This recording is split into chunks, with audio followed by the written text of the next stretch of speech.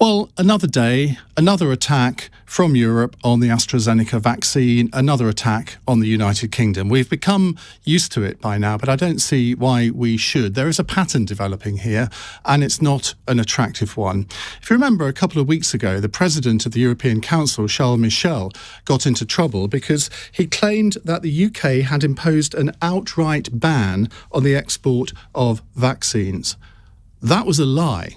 And the European Commission had to withdraw from that. He had to apologise for it in the end.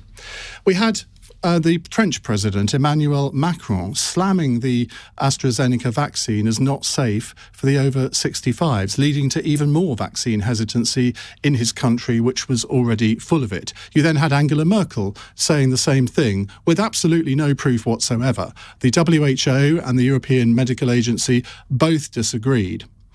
You then had the suspension of the AstraZeneca vaccine in 17 different countries, not all within the EU. Iceland and Norway are not in the EU.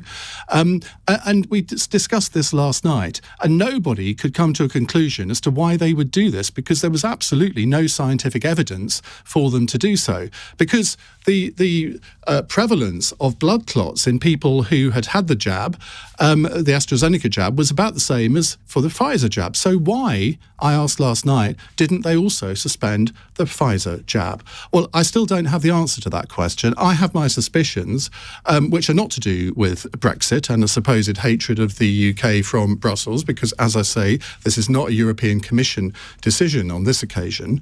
My theory is very simple, that follow the money.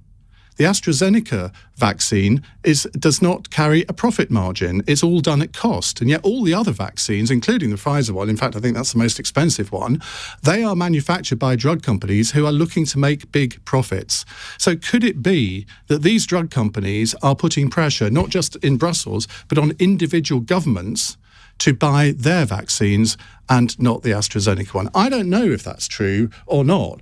I don't normally subscribe to conspiracy theories, but I think this is one of those theories that possibly does have a little bit of mileage.